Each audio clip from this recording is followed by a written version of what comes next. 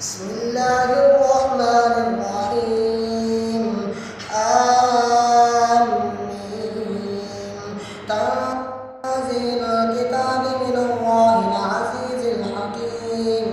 ما خلقنا السماوات والأرض وما بينهما إلا بالحق وأجل مسمى والذين كفروا عما أنذروا معرضون. قل أرأيتم ما تدعون من دون الله أروني ماذا خلقوا من الأرض أم لهم شرك في السماوات ائتوني بكتاب من قبل هذا أو أثارة من علم إن كنتم صادقين. ومن أضل ممن يدعو من دون الله من لا يستجيب له إلى يوم القيامة وهم عن دعائهم غافلون. وإذا حشر الناس كانوا لهم ومن أضل ممن يدعو من دون الله من لا يستجيب له إلى يوم القيامة وهم عن دعائهم غافلون. وإذا حشر الناس كانوا لهم أعداء وكانوا بعبادتهم كافرين. وإذا تتلى عليهم آياتنا بينات قال الذين كفروا للحق لما جاءهم هذا سحر مبين. أم يقولون افتراه قل إن افتريته فلا تملكون لي من الله شيئا هو أعلم بما تفيضون فيه كفى به شهيدا بيني وبينكم وهو الغفور الرحيم. قل ما كنت بدعا من الرسل وما أدري ما يفعل بي ولا بكم إن أتبع إلا ما يوحى إلي وما أنا إلا نذير مبين. قل أرأيتم إن كان من عند الله وكفرتم به وشهد شاهد من بني إسرائيل على مثله فآمن واستكبرتم إن الله لا يهدي القوم الظالمين. وقال الذين كفروا للذين آمنوا لو كان خيرا ما سبقونا إليه وإن لم يهتدوا به فسيقولون هذا إفك قديم. ومن قبله كتاب موسى إماما ورحمة وهذا كتاب مصدق لسانا عربيا لينذر الذين ظلموا وبشرى للمحسنين. إن الذين قالوا ربنا الله ثم استقاموا فلا خوف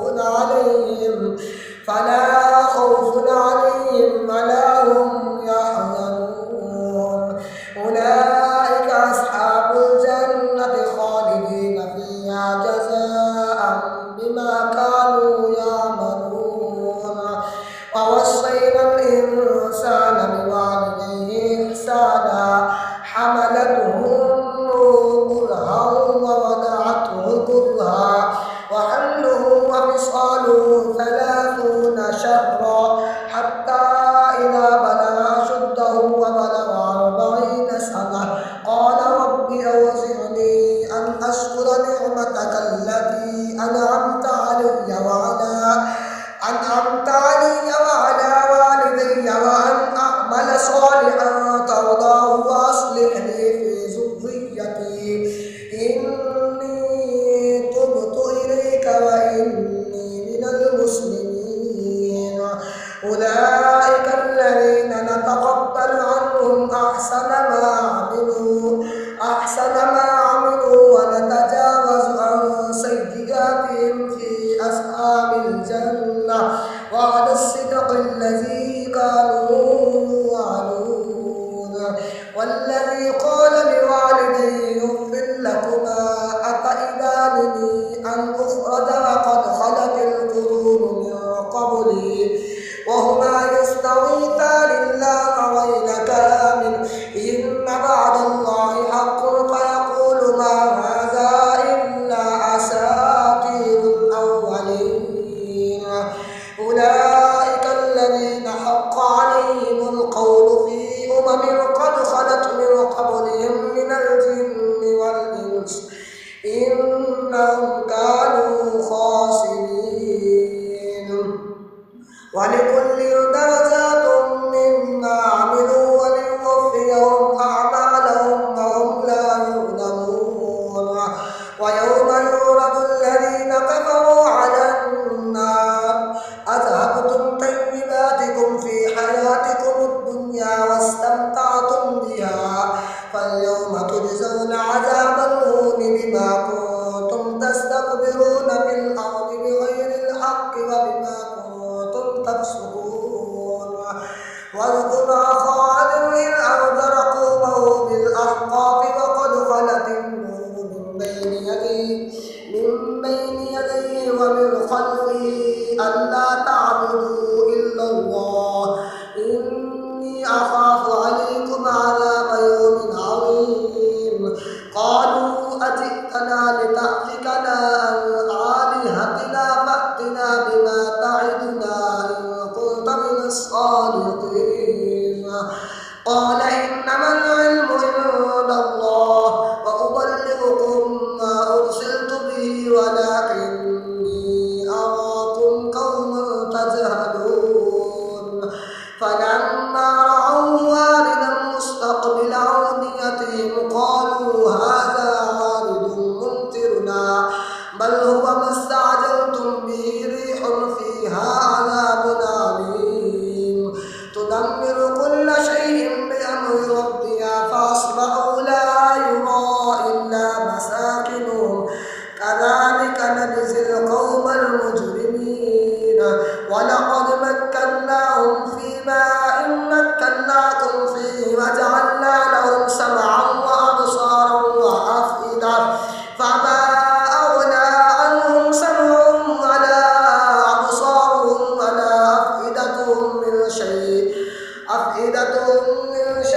إذ قالوا يجهدون بآيات الله وحاق بهم ما كانوا به يستهزئون ولقد أهلكنا ما حولكم من القرى وصرفنا الآيات لعلهم يرجعون فلولا نصرهم الذين اتخذوا من دون الله قربانا آلهة بل ضلوا عنهم وذلك إفكهم وما كانوا يفترون وإذ صرفنا إليك نفرا من الجن يستمعون القرآن فلما حضروه قالوا أنصتوا فلما قضي ولوا إلى قومهم منذرين قالوا يا قومنا إنا سمعنا كتابا أنزل من بعد موسى مصدقا لما بين يديه يهدي إلى الحق وإلى طريق مستقيم يا قومنا أجيبوا داعي الله وآمنوا به يغفر لكم من ذنوبكم ويجركم من عذاب أليم ومن لا يجب داعي الله فليس بمعجز في الأرض وليس له من دونه أولياء أولئك في ضلال مبين أولم يروا أن الله الذي خلق السماوات